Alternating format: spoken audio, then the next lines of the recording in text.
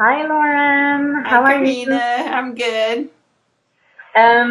So today I have the honor to present Lauren Hale, who is an excellent writer. I love everything you write. You take really beautiful pictures, a lot of pictures of nature, and I know you call yourself a travel guide for people who need some help in finding their spiritual path or just their path in life.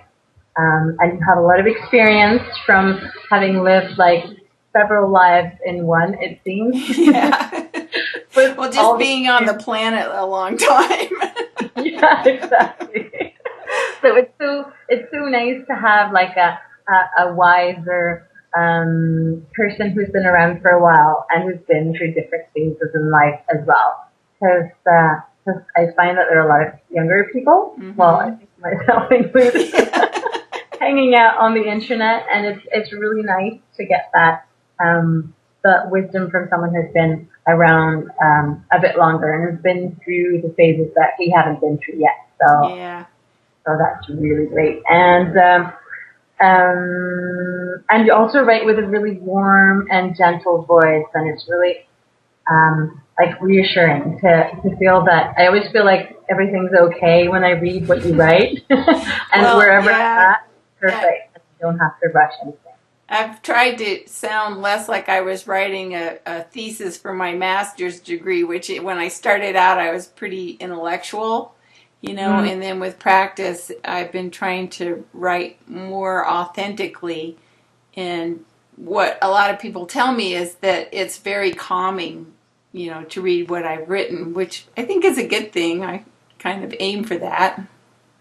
yeah, and especially on the internet because it tends to get really busy with like um, strong messages that we need Hmm. to get very quickly, and so it's nice with like a soothing voice. Yeah, well, and that's why I use nature pictures too, because I find nature very soothing, being in nature very soothing, and I just like those kinds of pictures better than, city pictures.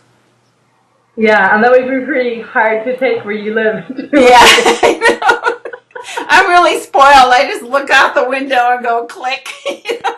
Yeah, it's beautiful though. I love the pictures you post on Facebook and on your website because it's stunning, and I never get sick of them because as the seasons change, Hmm. they just change too, and there's a lot to see around where you live. So it's really, yeah, it feels like you're very close to life. Yeah, it's well, we're surrounded by 20 acres, which is really a lot of space, and I'm sure that in Europe there isn't very much space at all. And so when I first started blogging, I hadn't thought about it much, but I was connecting with people from around the world, and they would say, "Oh, your scenery is spectacular," and I'm like, "Yeah." I guess In it your is. No, backyard. I do love it because it changes all the time, but I didn't, it didn't really occur to me that a lot of people don't get to see wide open space. And so just being able to take pictures of wide open space is good. And then the animals and, 10 feet of snow and all of that stuff, people find it interesting. Yeah, yeah, it's really great. And so how would you describe who you are and what you do? Well, I think who I am right now is finally the person that I've always been striving to be. I've had a lot of different parts of myself, and when I started Lauren's Heart, it started to all come together. The writing, the photography, the helping. I did a lot of counseling and social work and mental health work and stuff, but it was all within the system, and there were a lot of limitations about what I could do. And this way, I can be creative and helpful. And I thought, I've always wanted to be helpful to people. But I was always working for other people. And so I had to do it their way. And this way I can do it my way, which is through creativity and a lot of spiritual exploration. I was actually kind of surprised when that's where I came to center, because there's so many ways to explore yourself, but really I like to go deeper than most people do. So I know that sometimes people aren't really interested in what I'm doing because it's too deep. You have to think, you have to feel, Yeah. And a lot of people are too busy for that. And it can get really uncomfortable yeah, too. I don't want to. Yeah. But and I think that's part of getting older is becoming more introspective and trying to understand things, and I've worked through a lot of my own personal issues and come to that place where I think being older is an advantage.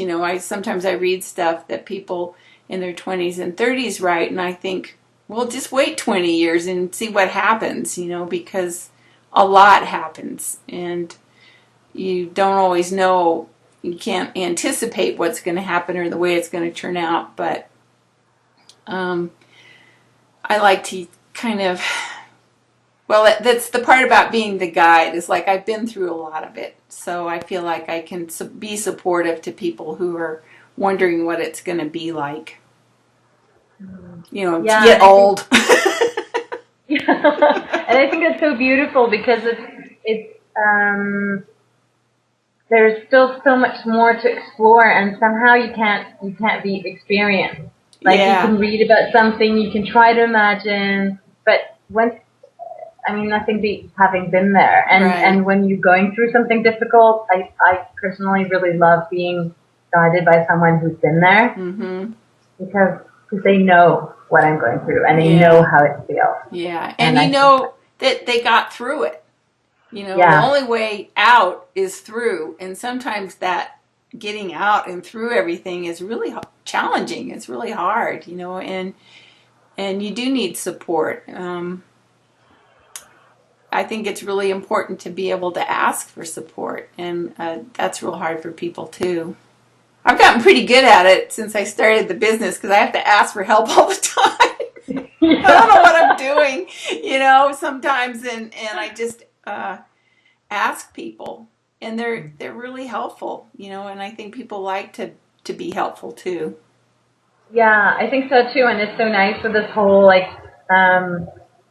movement with all of us, like women of all ages, and we're all helping each other out, and it's great to receive help, and it's great to give it. So it's like this flow of love and community and support, and I think to me it feels like something that we've always been doing, but then in our modern society we've forgotten how to do it, and so we feel lost and lonely, and then when we find it again, it just feels so natural, doesn't it? Yeah, it does. And I love technology for this gift. There's the downside. Somebody tried to phish our internet last night, and we got this weird bill for an electronic LED TV, and I'm like, why don't people spend their time doing something useful instead of trying to hack my computer? But the flip side is this heart-based business idea that you can be in business and you can help other people, and you're not in competition, but that you're working together to improve the world. It just feels so much better. Yeah. And so I really appreciated you asking me, to talk to you, because I thought, well, yeah, we can help each other. Every time I do one of these interviews, it helps both people. Yeah, and that's really nice. It's like, it's unlike anything else, really, isn't it? And unlike anything that we've learned, how things work. And it's just so nice because it feels like everyone's being generous all the time, and we're receiving so much too. And that's really great. And I know that you have prepared a brand new e-course that you've just launched, and that starts on May 29th. Right. So do you want to share a bit about the e-course? Of course. It's called The Seeker's Journey, and it evolved out of reading so many people's comments, mostly on Facebook, about how overwhelmed they feel. That there's just so much going on, and they feel so overwhelmed, and they don't know what to do or how to handle it. And I thought, well, there are ways to handle stress and to make change. And most of it is what's internal. It's your attitude. It isn't so, I mean, you know, you can change your job, you can change your location, but then wherever you go, there you are, you know. Yeah. And so you really have to do the inner work. And really, this is just kind of an introduction to an awareness practice, where you can start identifying your feelings and recording them in any way that you want to. And I use the idea of a hike for the course. So the first week, it's in 3 weeks. So the first week you're preparing your day pack, you know, and you getting items together to make your journey. And then the second week is a meditation that I have in several formats that people, it's a guided meditation to get still and to allow whatever messages need to come in, and you would know about that, how to do that. And then the third week is what do you know, you come down from your hike, and then what do? You know, what's the next step? And then if I do some coaching as well, and so if people feel like they can't, you know, don't know what to do next, or the work's not done, or they want some help, then I'll be available for that too. So it was just kind of an introduction in also getting my feet wet and how to do an e-course, you know, and it's been a really big learning experience. Yeah, I bet. And I think that 3 weeks is good because 3 weeks we can always find 3 weeks to do an e-course. Because sometimes Right. when they're a bit longer, I don't know about you, but I tend to get, you know, I get busy and then I kind of forget and then I feel like I'm not. Yeah, there's the pace, and then I do other things. Yeah, so. There's a lot of guilt if you don't keep up. You know, not that the person who's doing the class is making you feel guilty, but you know, you paid the money and then you don't do it, or you feel guilty. So I thought, you know, for overwhelmed people, you don't want much more than 3 weeks. No, 3 weeks is great. So if anyone is interested in this beautiful new e-course, then just hop on over to Loran's website. We'll give you all the details at the end of this interview as well. And so what I'm really curious about is how do you connect with spirit in your everyday life?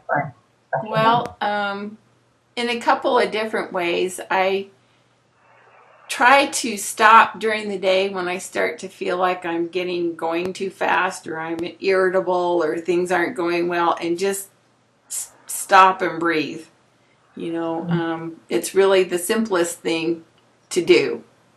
But I do like to spend a lot of time out in nature. And now that the weather's great, you know, like yesterday I went for a walk down by Dry Fork stream or creek, and it was just so beautiful. You know, the birds were singing and the water was running, and I felt so connected to source, you know, and that through nature really is how I do it the most, except for in the winter. And then Yeah. I don't feel so connected when I'm out there shoveling snow.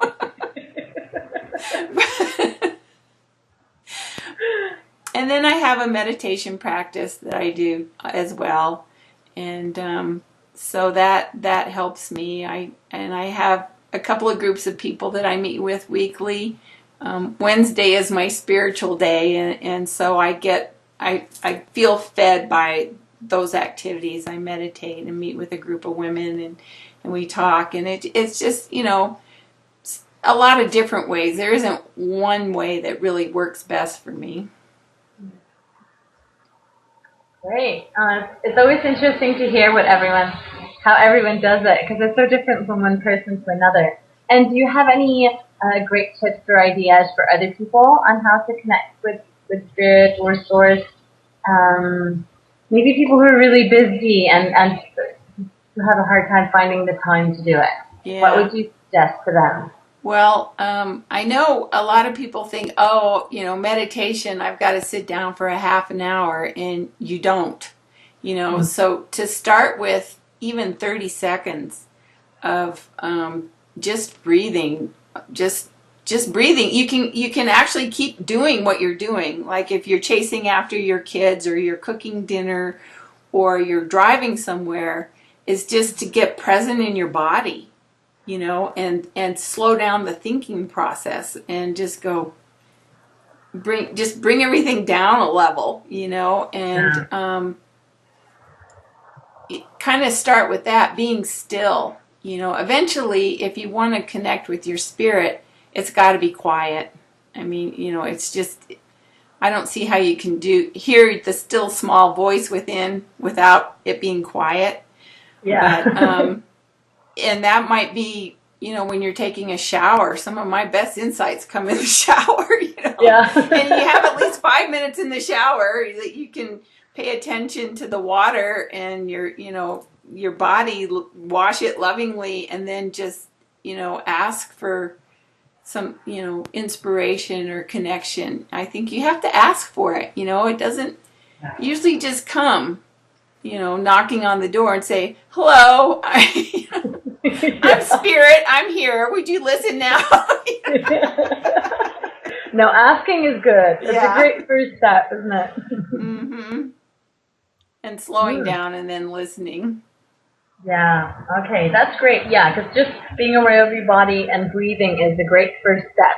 But then when you feel like you have this inner longing for more, I think that if you start with that, you're going to want to have more of that time. Yeah, you do. I have a friend that used to say, once you get a taste of it, you're going to want more. And it's true. You start to feel some peace of mind and serenity, and then you do want more of it, and unfortunately, in our society, especially in the States, I mean, it's frenetic. People are just running around frantically busy, and it's not healthy, and it doesn't, you think you're accomplishing a lot by multitasking, but you're really not. And they're starting to say now that multitasking isn't a good thing, that you should focus on one thing at a time, which nobody does. Yeah. I'm on the phone, I'm on the computer. Yeah, that's so true. And it's really difficult to be present in your body and to be mindful when you're doing 3 things at the same time. Right. Yeah. I don't think you can. It's kind of when we leave our bodies that we do that, or when we're in our heads a lot. So yeah, that's great. Well, thank you so much for these great ideas on how to connect on it, and something simple that we can all do on a day-to-day basis as well. So where can everyone find you if they want to read some of your lovely blog posts or your or see your beautiful pictures? Well, I'm on the internet at loransheart.com, and it's Loran, Loran's Heart altogether. And then I'm on Facebook. So I have a Loran's Heart Facebook page, and I have my personal page that I started out a while back just to keep in touch with kids, and it's kind of evolved from there. So I'm on Instagram, which I love, under Loran Hills, and Pinterest under Loran Hills, and Google Plus. You're everywhere. Well, I'm trying to be, like we were talking earlier. I don't know if I can keep it up, but I'm exploring all the different social media forms, and really it's Facebook that I spend the most time on. And I do have a private Facebook group for the Seeker's Journey e-course, and we're already in there talking and getting to know each other, which is really fun. And so I'm excited to have a group of people that are looking forward to this journey with me, and for me to journey with them, because I learn from people too. It isn't just a one, I don't feel like I'm ever just the teacher. I'm the student too. Yeah, oh, that's great. Well, thank you so much, Loran. Well, thank you, and Karina. It was great talking to you. Okay, well, bye.